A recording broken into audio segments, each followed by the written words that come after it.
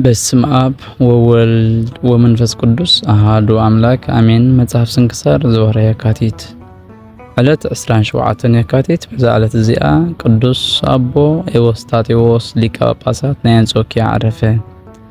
እዚ ቅዱስ እዚ ብዘመን ቆስጠንጢኖስ ዓብይ ነበረ። ብትምህርቱ መለኮታዊት ንዓለም መሊእዎ ነበረ። ማሕበር ቅዱሳን አቦታትና ኣብ ሃገረ ኒቅያ ምስ ተኣከቡ እዚ አቦ እዚ ሓደ ካብቶም ሊቃውንቲ እዚ ማሕበር እዚ ነበረ። ምስቶም ማሕበር ተሰማሚዑ ንአርዮስ ምስ ብጾቱ ኣብ ገዝዎ ንሳቶም ከዓ አውሳቢዮስ ዘአምድ፣ ናርቺሶስ ኤጲስቆጶስ ናይ ሃገረ ኒቅያ፣ አውሳቢዮስ ኤጲስቆጶስ ናይ ሃገረ ቄሳርያ እዮም። ብዛዕባ ተቐጥዕቲ ሃይማኖት እቶም ማሕበር ቅዱሳን አቦታት ዝደረስዎ አንበቡ። ምስኦም ኮይኖም ሕግን ቁነናን ሰርዑ። ንሳቶም ከዓ ኣብ ኩለን አብያተ ክርስቲያናት ተዘርጊሖም ኣለው። ሕጊ ቤተ ክርስቲያን ምስ ሰርዑ ናብ ሃገሮም ተመለሱ። እቶም ካሕቲ ከዓ ካብ ሽሞት ኤጲስቆጶስነት ዝተመትሩ እንሆ ድሕሪ ቁሩብ መዓልታት ንኢየሩሳሌም ከም ዝኸዱ መሰሉ። ናብ ሃገረ አንጾኪያ ኣትዮም ኣብ ሓንቲ ኣመንዝራ ሰበይቲ ተኣከቡ። ንዓዓ ብዙሕ ገንዘብ ንክህዋ ኪዳን ኣተውላ። ኣብ ቤተ ክርስቲያን ኣትያ ኣብ ልዕሊ ቅዱስ አቦ ንካህናትን ህዝብን እዚ አቦ ምስ ኣዘምዩ እቲ ዝወለደቶ ቆልዓ ወዱ እዩ ኢላ ብሓሶት ክትዛረብ ማሃርዋ።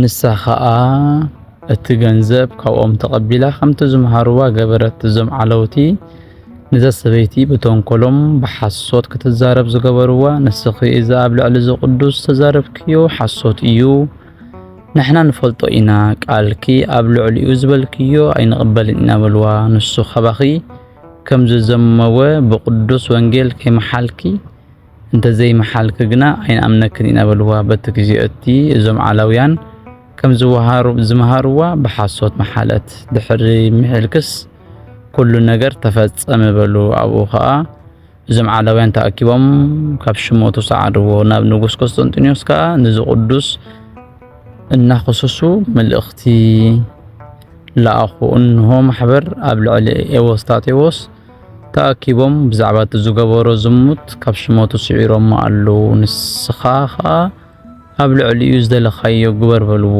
ንጉስ ቆስጠንጢኖስ ከዓ እቲ ዝነገርዎ ሓቂ መሰሎ።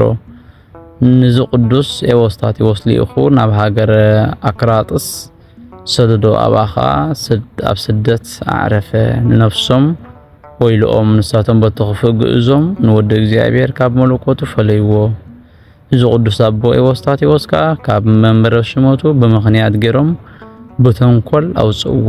ሰይጣን አቦኦም ከም ዝመሃሮም ምስ እዛ ዘማዊት ሰበይቲ ተሓባበርቲ ኮኑ። ንዓዓ ብምሃብ ሓላፊ ገንዘብ ኣጣዓዒሞም እዚ ቅዱስ አቦ ምስኣ ከም ዝዘመወ ክሳብ ትዛረብ ገበርዋ። ብቅዱስ ወንጌል ብሓሶት ከም ትምሕል ገበርዋ። እንተኾነ እግዚአብሔር ንዕኡ ኾነ ንዓቶም ሸለል ኣይበሎምን።